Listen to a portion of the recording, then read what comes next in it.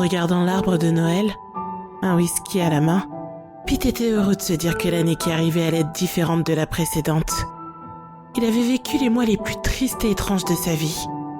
Mais heureusement, les choses commençaient tout doucement à rentrer dans l'ordre. Et en plus, au moment de Noël, sa fête préférée. D'une certaine manière, l'année qui venait de s'écouler avait semblé durer une éternité. Et d'une autre, elle avait eu l'air de filer à toute vitesse. Dans tous les cas, il était content que tout cela soit derrière lui. Le sapin de Noël et les jolies lumières bleues qui éclairaient dans le salon lui faisaient penser à sa fille Lana et à sa femme Janet. Tout avait commencé 12 mois auparavant. La petite ville dans laquelle ils habitaient était recouverte d'une épaisse couche de neige. Elle était assez éloignée des grandes agglomérations. Mais c'est ce qui faisait tout son charme. Pendant les 12 étés écossais, on pouvait y voir une nature luxuriante. Et durant l'hiver, le froid figeait l'endroit dans son manteau glacé. Les habitants de la ville passaient leur temps à déblayer leurs allées. Et ce jour-là, sa femme était sortie prendre l'air, comme elle aimait souvent le faire. Cela faisait déjà 3 heures qu'elle était partie. Même si Janet était dévouée à sa famille, elle prenait toujours du temps pour se ressourcer seule. Comme elle le disait, il n'y avait rien de mieux pour faire redescendre le stress. Surtout quand on avait une petite fille certes mignonne, mais qui adorait tester la patience de ses parents. Dans ces moments-là, elle se couvrait, puis elle sortait se promener dans les grandes étendues de terre et de forêt caractéristiques de la région. Mais ce n'était pas habituel pour elle de partir pendant aussi longtemps. Surtout que c'était le jour où elle allait choisir quel arbre couper afin de l'exposer dans leur maison. Peu importe le nombre de fois où Pete et leur fille la suppliaient de les laisser l'aider, elle refusait car c'était son petit plaisir à elle. Elle aimait la tradition et choisir le meilleur sapin, le couper et voir le visage de sa famille s'illuminer en le décorant de tous les ornements les plus brillants. Ça n'avait pas de prix. Elle avait son coin préféré pour trouver les meilleurs arbres d'après elle. Une petite colline recouverte d'une sapinière à couper le souffle. Et même si chaque année elle rentrait en se plaignant que de plus en plus de voisins avaient découvert son coin, il restait assez d'arbres pour tenir de nombreuses longues années. Vu que les heures passaient sans que Janet ne revienne, Pete avait commencé à s'inquiéter. Janet rentrait toujours avant le coucher du soleil, et le ciel commençait à prendre une teinte orangée. Sans plus attendre, Pete avait demandé à sa fille Lana de s'enfermer dans la maison jusqu'à ce qu'il revienne. Lana avait rigolé quand il lui avait dit qu'il suspectait que sa mère avait fait un excès de zèle, et qu'elle avait certainement du mal à traîner l'arbre démesuré qu'elle avait choisi à travers la neige épaisse. Persuadé que c'était vraiment le cas, il lui avait même dit de rester près de la fenêtre pour les voir arriver avec le plus gros arbre qu'elle n'ait jamais vu. Lana avait couru en haut des escaliers pour se mettre devant la fenêtre avec la meilleure vue, avant que son père ne lui rappelle qu'elle devait d'abord verrouiller la porte derrière lui. Tandis qu'il se resservait un verre, les souvenirs de cette nuit lui apparaissaient comme si c'était passé hier. La neige craquelait sous chacun de ses pas au fur et à mesure où il avançait, et de petits flocons virevoltaient calmement autour de lui. Vu qu'il ne neigeait pas beaucoup, Pete n'avait pas eu de mal à retrouver les traces de pas de sa femme. Mais même sans eux, il n'y avait aucun doute sur sa destination.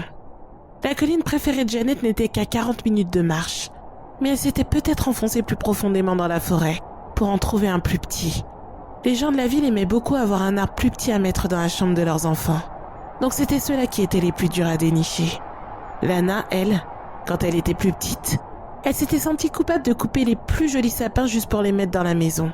Mais une fois que Janet lui avait expliqué que c'était une jolie tradition et que les arbres poussaient au fur et à mesure, elle s'était faite à l'idée. Et désormais, elle partageait la même passion que ses parents pour cette saison. Il faisait maintenant très sombre. Et la neige tombait si fort que Pete avait du mal à suivre les traces de pas de Janet se faufilant à travers les bois.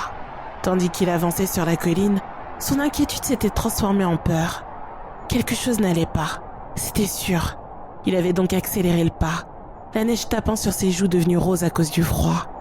Puis, il s'était arrêté net, comme les dernières empreintes de chaussures de sa femme, juste au pied d'un des plus beaux sapins au monde. Il faisait un peu plus de 2 mètres, et la couleur de ses aiguilles était d'un vert hypnotisant, malgré la pénombre qui s'installait tout doucement autour de lui.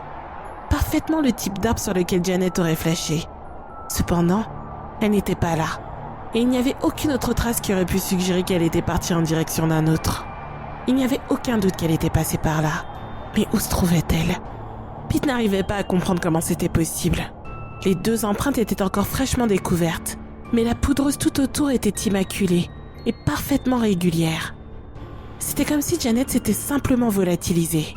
En regardant de plus près la base de l'arbre, Pete avait remarqué une grosse entaille. Il n'y avait plus aucun doute. Janet avait essayé de faire tomber ce sapin. Et pour une raison inconnue, elle était partie on ne sait où. Elle ne savait pas par où commencer. Il n'y avait aucune piste. Peut-être que de la neige tombée des épaisses branches de la canopée avait tout recouvert sur son passage. Non, c'était impossible. Cela faisait un long moment qu'il vivait là. Et rien de tout cela n'était jamais arrivé. Et puis, à force de tourner autour du tronc, il avait vu quelque chose qui l'avait glacé d'effroi. À quelques mètres de l'endroit où il se trouvait, partiellement recouvert par les flocons, la hache de Janet était posée sur le sol. Pete s'était mis à courir immédiatement pour l'attraper. La hache était enfoncée comme si elle était tombée d'une hauteur considérable. Mais les pensées de Pete ne l'avaient pas laissé s'attarder sur ce détail. Tout ce qu'il arrivait à imaginer, c'était sa femme blessée quelque part dans le froid mordant. Il criait son nom de façon répétée, sans recevoir la moindre réponse alors que la nuit continuait de s'installer. Si elle était vraiment blessée, il n'avait pas beaucoup de temps devant lui. Il allait devoir prévenir les secours rapidement, sinon elle ne tiendrait pas bien longtemps par cette température. À cette pensée, la panique s'était mise à l'envahir. Une panique qu'on ne peut ressentir que pour les gens qu'on aime tendrement. Après avoir sorti la lampe torche qu'il avait pris le soin de glisser dans sa poche, il avait recommencé à avancer dans la direction où la hache l'avait conduite. Et tandis qu'il rentrait dans un épais regroupement de petits sapins, il avait remarqué que des branches cassées jonchaient le sol, comme si quelque chose les avait arrachées brusquement au passage. Est-ce que Janet avait dû courir? Et si oui, pourquoi? Le problème, c'était que vu l'état des branches et des arbres aux alentours, Janet n'aurait jamais pu causer une telle destruction simplement en courant à travers. S'ils habitaient dans un autre endroit que l'Écosse, Pete aurait pu imaginer qu'elle s'était fait attaquer par un ours. Mais ils avaient disparu de la région il y avait bien longtemps de cela, tout comme les loups ou tout autre type de prédateur capable de faire un carnage pareil. Il avait donc ajusté son écharpe pour se protéger des flocons de plus en plus gros. Puis, il avait continué son chemin. Et c'est là qu'il avait vu, recroquevillée sur elle-même, ces magnifiques grands yeux verts qui l'aimaient tant, ouverts et dépourvus de vie. Elle avait soi-disant fait une crise cardiaque. Voilà ce qu'on lui avait dit. Mais Pete avait vu son visage. Il avait vu son regard d'habitude si tendre, figé dans un regard noir de peur.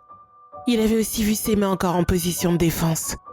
Cependant, le médecin légiste lui avait expliqué que c'était tout à fait normal. Du moins, pour une personne décédée d'un infarctus aussi foudroyant. Tout comme son visage déformé par la peur. Mais en l'écoutant, Pete avait décelé dans ses yeux qu'il avait l'air aussi incertain que lui, et qu'il ne comprenait pas l'expression de terreur qu'avait eue sa tendre Janet sur le visage, morte dans le froid glacial, dans une agonie si visible.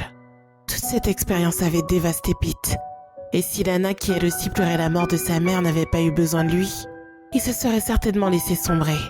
Ces 12 derniers mois avaient été remplis de souvenirs de leur perte. Chaque chose qu'il devait recommencer à faire sans Janet lui arrachait le cœur. Le premier jour de travail, le premier jour à emmener sa fille seule à l'école, ou encore la première réunion de famille à devoir supporter les regards de pitié. Mais le pire, c'était les nuits qu'il avait dû passer à entendre Lana pleurer la mort de sa mère, jusqu'à s'endormir d'épuisement. Cependant, c'était décidé. Ça s'arrêtait maintenant. Ils avaient tous les deux réussi à sortir la tête de l'eau, à traverser toutes les épreuves qui s'étaient mises sur leur chemin durant ce deuil destructeur. Et même si elle lui manquait tous les jours, il savait qu'il était temps pour lui et pour sa fille de continuer à vivre, comme elle l'aurait souhaité. Ce sentiment de renouveau le remplissait d'espoir. Il fallait récompenser Lana de la force mentale qu'elle avait démontrée dans toute cette épreuve. Lana avait été son roc quand lui luttait pour ne pas baisser les bras. Alors il lui avait préparé une surprise. Il s'était arrangé pour que ses 4 grands-parents viennent passer le réveillon avec eux. Il avait dépensé une petite fortune pour lui acheter tout ce qu'elle voulait. Les décorations, ses chocolats préférés, et bien sûr une pile de cadeaux haute comme lui. Il avait même fait semblant de réfléchir quand Lana l'avait supplié de laisser venir ses copines pour le matin de Noël. Il voulait lui offrir le plus beau des Noëls vu les circonstances. La maison était parfaitement décorée, certes, mais il y avait quelque chose que Pete tenait particulièrement à faire. La dernière touche qui ferait que ce jour serait vraiment spécial. L'arbre que Janet avait choisi. Il se devait de l'avoir pour honorer sa mémoire et de la battre, comme il l'avait fait avec sa pauvre femme. Le jour de l'anniversaire de la mort de Janet, Pete marchait à travers la neige, se faufilant entre les épais sapins, jusqu'à arriver au pied de cette colline qu'il aimait tant avant. Le soleil brillait avec force, et il ne faisait pas aussi froid que la nuit où Janet avait disparu. Mais chacun de ses pas faisait Pete se sentir un peu plus malade. Chaque foulée, lui rappelant morbidement l'année où il avait ressenti la plus grosse peine de cœur qu'il n'avait jamais connue. Arrivé au sommet, Pete avait d'abord regardé l'endroit où il avait trouvé la dépouille de Janet. Essuyant les larmes qui lui ruisselaient sur les joues, il avait ensuite enterré une figurine du Père Noël dans la neige. C'était la décoration préférée de Janet, celle qui avait toujours eu sa place dans leur arbre. Et maintenant, c'était la place parfaite pour elle. Après encore quelques minutes à avancer à travers le manteau blanc, Pete avait vu l'arbre. Cette saleté de sapin. Prêt à relâcher sa frustration sur le conifère, il avait sorti la hache de Janet de son sac et avait donné un grand coup exactement à l'endroit où Janet avait commencé l'année d'avant. Puis, il avait continué à taper aussi fort que possible pour le faire tomber. L'arbre avait craqué dans un râle qui ressemblait à de la douleur, mais Pete s'en moquait. Indirectement, tout ce qui était arrivé à sa femme ce soir-là était à cause de cet arbre. Et pouvoir le couper lui avait fait remarquer que peu importe à quel point il voulait se convaincre du contraire, Janet était peut-être bel et bien morte de cause naturelle après tout. Un simple accident qui n'aurait pas pu se finir d'une façon moins tragique. Voir le sapin s'écrouler de lui-même et fendre la neige lui avait retiré un poids des épaules. Après l'avoir attaché avec une corde, il l'avait tiré à travers la sapinière jusqu'à sa porte arrière. Il avait réussi. Sans réellement penser au carnage qu'il allait faire sur la moquette ou sur les meubles, il l'avait traîné jusqu'à la fenêtre du salon et l'avait installé sur le support qu'ils utilisaient à chaque période de Noël. En sueur et épuisé, il s'était mis à admirer l'énorme arbre qui surplombait toute la pièce. L'arbre que Janet avait choisi était magnifique. Pete retenait ses larmes alors qu'il attendait le retour de Lana de chez l'une de ses amies. Une fois qu'elle était arrivée, ils avaient mis un vieux film de Noël en fond et avaient décoré le sapin en rigolant. Ils avaient aussi chanté et célébré ce moment. Désormais, c'était la nouvelle version de leur famille. Bien sûr, ils avaient eu des petits moments de tristesse, qu'heureusement la magie de Noël avait réussi à dissiper. Tandis que la nuit se passait agréablement, Lana avait commencé à se sentir fatiguée. Encore plus tôt qu'à son habitude, elle était certainement épuisée par toute l'excitation de la soirée. Après lui avoir fait un dernier bisou sur le front, Pete avait décidé de se récompenser pour tous ses efforts. Assis sur le canapé du salon éclairé par une lumière tamisée, il avait sorti une bouteille de whisky dont il avait versé une partie dans son verre. Il s'était ensuite mis à admirer le sapin, drapé de dizaines de guirlandes et orné d'une multitude de décorations. L'arbre valait vraiment le coup d'œil. Le meilleur sapin qu'il n'ait jamais eu. À la tienne, ma chérie. Avait-il dit en levant son verre dans un geste se voulant symbolique. Et alors que la neige tombait drûment à l'extérieur, il s'était mis à repenser à sa femme et à sa fille. Le temps s'écoulait lentement alors qu'il se remémorait toutes les choses qu'il avait fait. La douleur, la guérison, et maintenant l'espoir de retrouver une vie meilleure. L'éclat de l'arbre qui se reflétait sur les vitres permettait de voir l'extérieur glacé et paisible. La lumière était tamisée grâce aux flammes qui dansaient doucement dans la cheminée. Pete était heureux pour la première fois depuis 1 an. Mais quelque chose le dérangeait quand même. Il ressentait de l'appréhension. Ou de l'agacement plutôt. Comme si quelque chose gâchait la scène. Assis à siroter le contenu de son verre, Pete balayait la pièce des yeux. Il avait enfin trouvé le problème. 2 des lumières accrochées aux branches du sapin clignotaient bizarrement. Il s'était donc mis à avancer jusqu'à l'arbre. C'était bizarre. En plus d'être défaillantes, elles avaient l'air d'avoir été placées très profondément dans les branches, presque à côté du tronc. En se penchant pour mieux les voir, Pete avait été surpris de voir à quel point le sapin était épais. Peu importe le nombre de guirlandes lumineuses qui étaient posées sur les branches, l'intérieur du conifère restait sombre.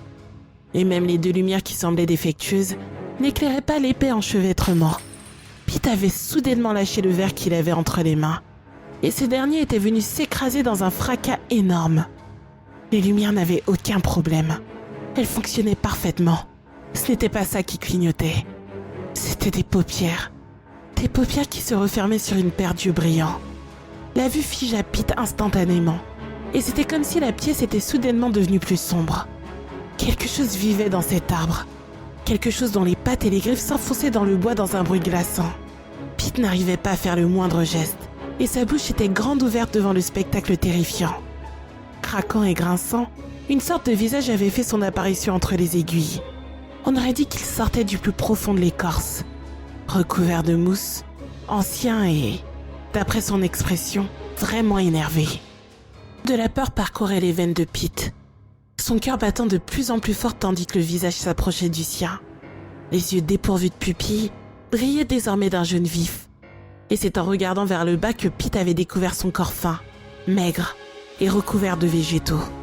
Chacun de ces mouvements provoquait des craquements assourdissants. Une fois redressé complètement, la créature était plus grande que l'arbre. Il faisait maintenant parfaitement nuit à l'extérieur. Ça ne faisait aucun doute, cette chose était nocturne. Pete se sentait inutile.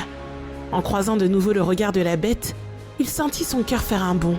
Puis une forte douleur s'était alors mise à lui parcourir le bras gauche. Surpris, il avait réussi à bouger son autre bras pour se tenir la poitrine. Cependant, il n'arrivait pas à détourner le regard de celui de la créature. Puis la chose se rapprochait, et puis le corps de Pete lui faisait mal. Il savait qu'il ne tiendrait pas longtemps. Il savait qu'il allait être retrouvé comme Janet, allongé sur le sol sans vie. Et la nouvelle victime de cette monstruosité. La douleur était insupportable, mais l'état de choc dans lequel il était l'empêchait de crier. Le peu de lumière qui sortait de la cheminée éclairait la tête allongée d'un côté et déformée de l'autre de la bête. Son visage était dominé par un grand trou noir qui semblait lui servir de bouche ou de nez. Le trou était si noir qu'il donnait l'impression qu'aucune lumière ne pouvait le pénétrer. Il rapprochait son visage rempli de protubérances de celui de Pete. Leurs fronts se touchaient presque, et la respiration de cette chose déformait le visage de Pete dans une position tout sauf naturelle. Papa! Ce seul mot avait suffi à sortir Pete de sa stupeur. Un mot si simple, et pourtant si puissant. En l'entendant, la créature étrange avait tourné la tête pour venir placer son regard jaune sur Lana. Recroquevillée en haut de l'escalier, Lana avait poussé un grand cri. Les jambes couvertes de mousse de la créature avaient alors bougé de façon maladroite en direction de la fille de Pete. Désormais, Lana était elle aussi sous l'emprise de la chose.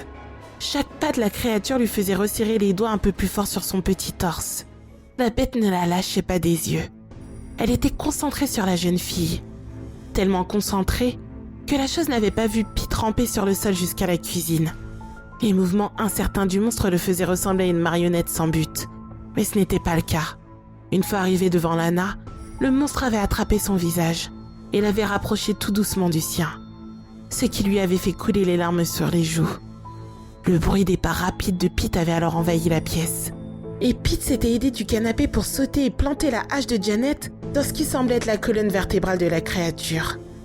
Il n'y avait eu aucune explosion de sang ou de liquide dégoûtant. Mais de la plaie béante, une multitude d'insectes divers s'étaient déversés. Dans une série de bruits de craquements, la créature avait violemment poussé Pete avant de tomber au sol et de se mettre à ramper. Pete avait bien essayé de suivre, mais la chose se déplaçait sur le sol à une vitesse incroyable, ne laissant aucune trace sur le sol enneigé. Après une visite à l'hôpital pour vérifier que ni Lana ni Pete n'étaient blessés, ils étaient sortis de l'hôpital sans problème majeur. Ils avaient pris la décision de partir sans même retourner dans leur maison. Cette maison avait trop de souvenirs, des bons comme des mauvais, et il était temps pour eux de passer réellement à autre chose. Pete ne savait pas si la créature était vivante ou morte. Il ne savait pas non plus ce que c'était. Mais une chose était sûre, il avait compris sa leçon, et il avait décidé de ne plus jamais couper un seul arbre de Noël de sa vie. Car peu importe à quel point ils sont beaux, et à quel point ils font partie de la tradition, on ne sait jamais ce qui peut vivre dedans.